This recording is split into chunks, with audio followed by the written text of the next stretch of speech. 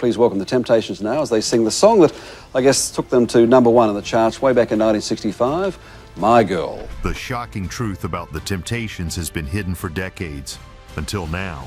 Otis Williams, the last original member standing, has finally broken his silence, revealing a dark secret that could shatter everything you thought you knew about the legendary group. And I think you would like to know about my wonderful belated friend, beloved friend, Melvin Franklin.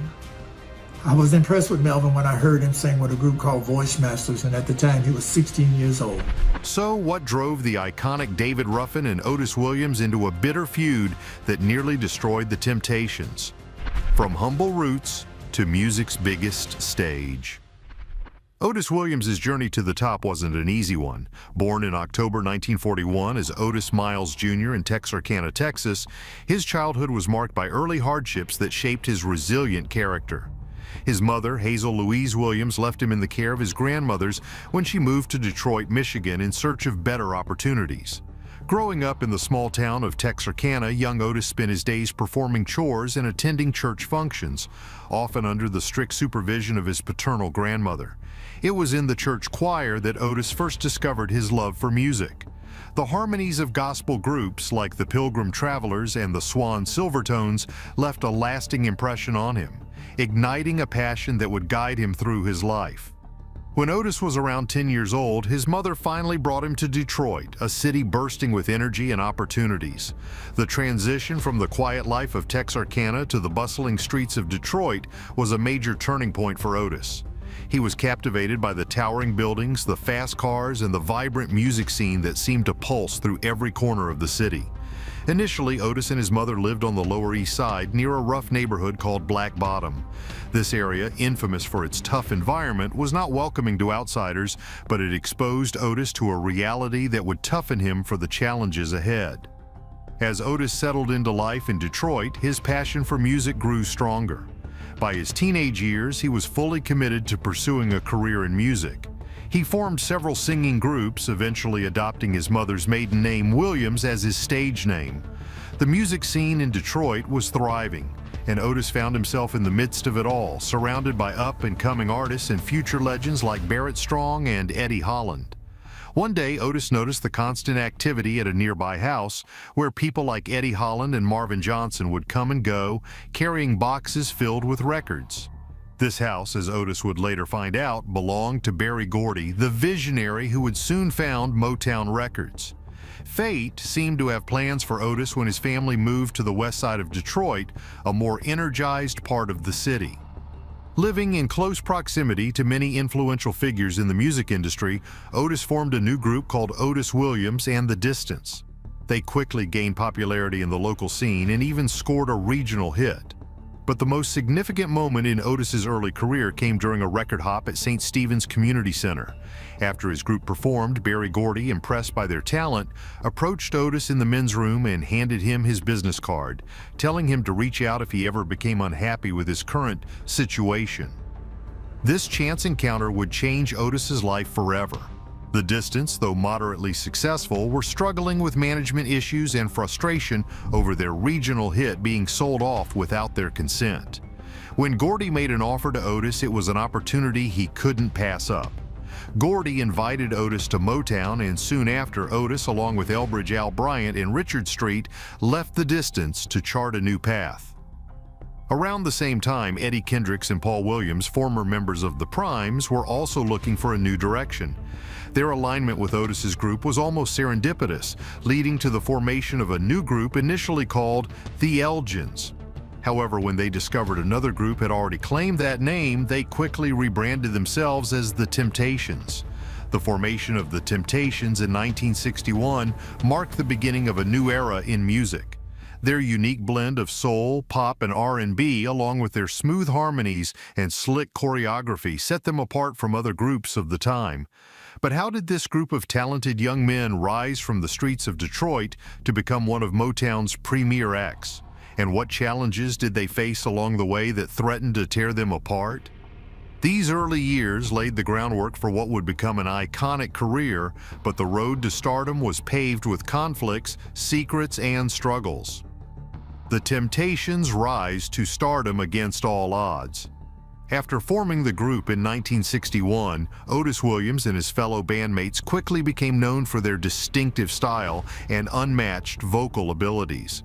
Their early performances were marked by tight harmonies, intricate choreography, and a professionalism that set them apart from other acts on the Motown roster. But their journey to stardom was anything but smooth. In the early 1960s, the music industry was a tough place, especially for African American artists. Many groups struggled to gain recognition outside of the black community, and the barriers to mainstream success were formidable. Despite these challenges, the Temptations were determined to break through. Their first big break came when they caught the attention of Smokey Robinson, one of Motown's most talented songwriters and producers. Robinson saw something special in the Temptations and decided to take them under his wing. Robinson's involvement proved to be a game changer. He penned and produced their first major hit, "The Way You Do the Things You Do," which showcased the group's ability to blend catchy melodies with smooth harmonies. The song was an instant success, climbing the R&B charts and crossing over to the pop charts, a significant achievement at the time. This breakthrough single marked the beginning of a string of hits that would establish the Temptations as one of Motown's premier acts. As the group's popularity soared, they continued to work closely with Robinson, who wrote and produced some of their biggest hits, including My Girl, a song that would become their signature tune. My Girl not only dominated the R&B charts, but also became the Temptations' first #1 hit on the Billboard Hot 100, cementing their status as major stars. The success of these early singles brought the group widespread recognition, but it also introduced new pressures and challenges. The group's lineup, which originally included Otis Williams, Eddie Kendricks, Paul Williams, Melvin Franklin, and Al Bryant, began to show signs of strain. Al Bryant, who had been with the group since its formation, became increasingly difficult to work with. His erratic behavior and clashes with other members of the group created tension that threatened to derail their success.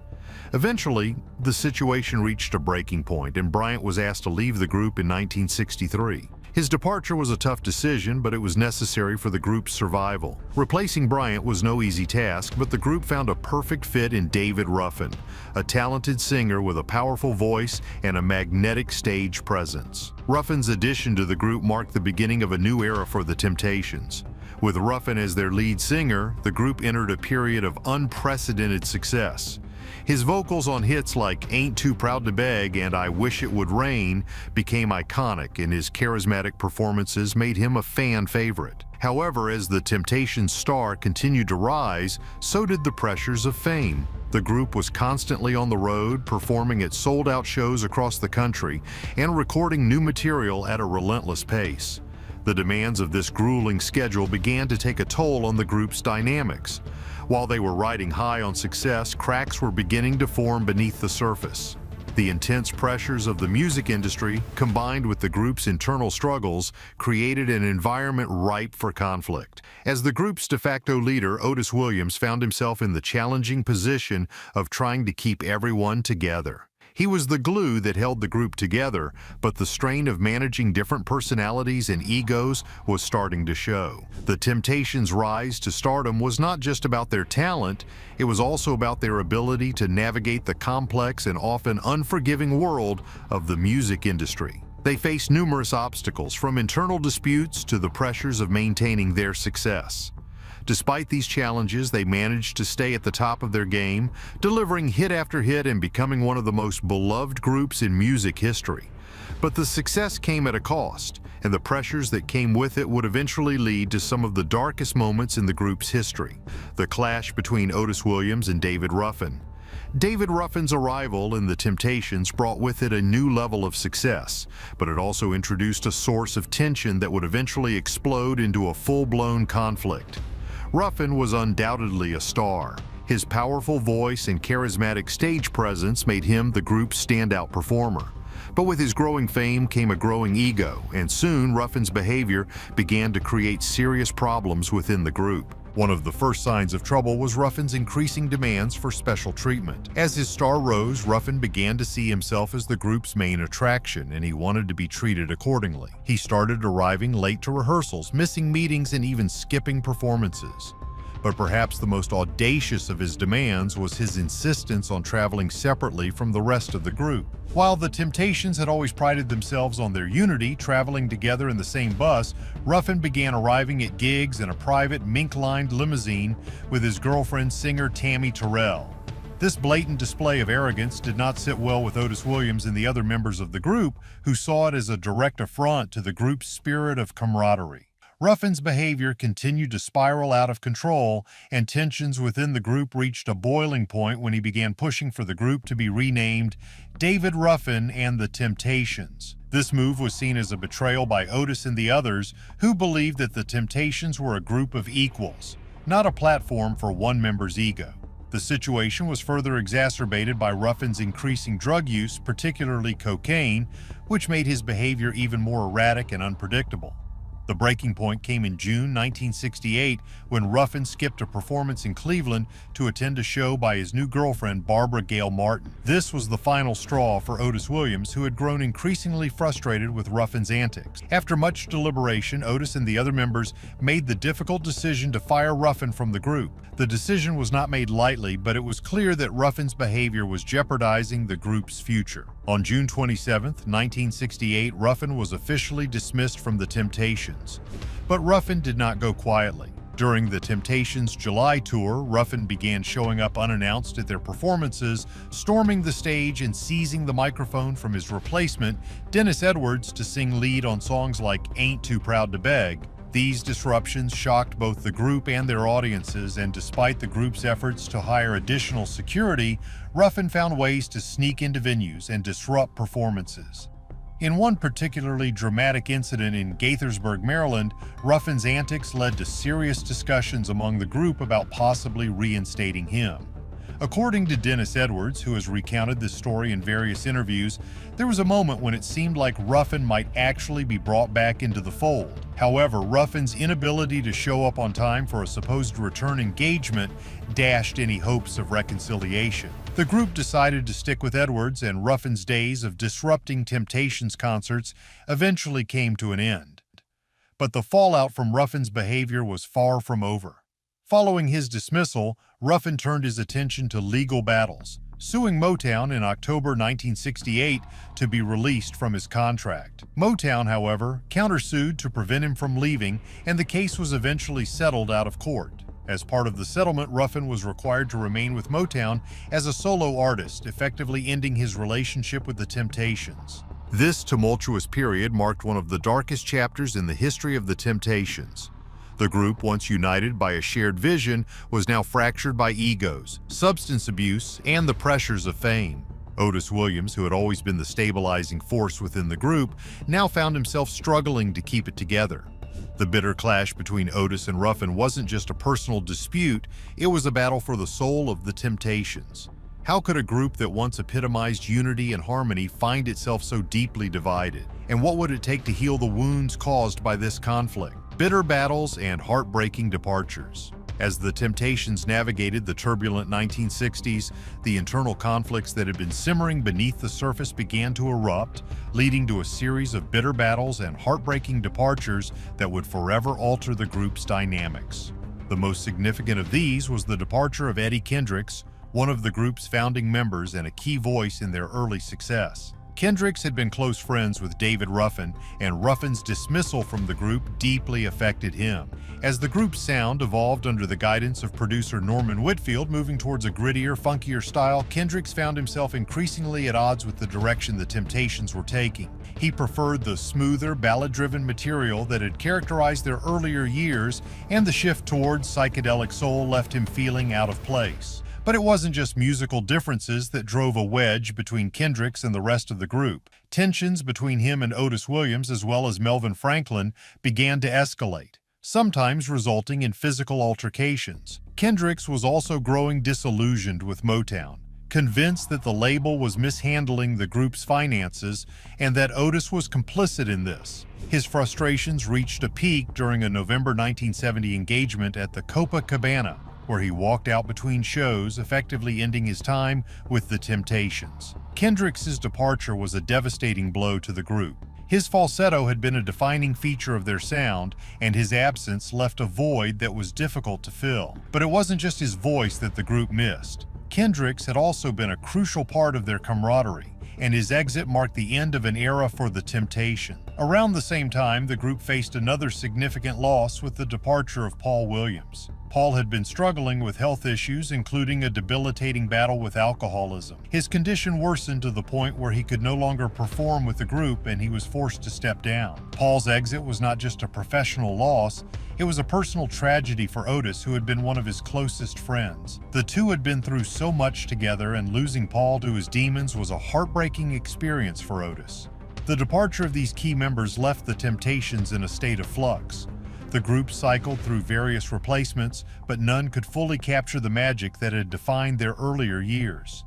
The second half of the 1970s was a challenging time for the Temptations, as they struggled to maintain their momentum in the face of these internal upheavals. Despite Otis's best efforts to keep the group together, it seemed that the Temptations were on the verge of fading into obscurity. Yet, even as the group faced these setbacks, Otis remained determined to carry on. He saw the Temptations as more than just a band. They were a legacy, a symbol of what could be achieved through hard work and talent. But how could Otis continue to lead the Temptations through such dark times? And what toll would these battles take on him, both personally and professionally? The dark truth behind Otis Williams' shocking confession. As the last surviving original member, Otis has had to grapple with the weight of this legacy, and in recent years he has begun to open up about the darker aspects of the group's history. One of the most shocking revelations to come from Otis in his later years is his deep-seated animosity towards David Ruffin, a man whose talent he once admired but whose behavior ultimately drove a wedge between them. In various interviews, Otis has confessed that his feelings towards Ruffin were far more complex than the public ever realized. While Ruffin's behavior was undeniably problematic, leading to his eventual dismissal from the group, Otis admits that his own feelings towards Ruffin were tinged with resentment and anger that went beyond professional disagreements. This confession sheds new light on the dynamics within the Temptations and reveals just how deeply the internal conflicts affected those involved. Otis has described how even after Ruffin was fired, the impact of their tumultuous relationship continued to haunt him. The pressures of leading the Temptations through years of success, loss, and change took a toll on Otis, and his unresolved feelings towards Ruffin were a significant part of that burden. Otis has spoken candidly about how the struggles of those years led him to harbor intense negative feelings towards Ruffin, feelings that he kept buried for decades. But Otis's confession also speaks to the broader challenges of being the leader of a group like the Temptations. The constant pressure to stay on top, to navigate the egos and personal struggles of his bandmates, and to maintain the group's identity amidst changing musical trends were immense. Otis's strong negative feelings towards Ruffin can be seen as the flip side of his fierce dedication to the Temptations. He was determined to protect what they had built together, even if it meant making unpopular decisions and carrying the weight of those choices for years to come. Otis's honesty about his feelings towards Ruffin is a reminder of the complexities behind the success of the Temptations. It's easy to see the group's achievements and forget the human struggles that went on behind the scenes. As Otis continues to reflect on his life and career, he offers a more nuanced understanding of what it means to lead, to succeed, and to bear the burdens of that success. What other secrets might Otis still be holding on to? Let us know in the comments below. If you enjoyed the video, be sure to give this video a thumbs up and subscribe for more stories. Thanks for watching, and stay tuned for the next one.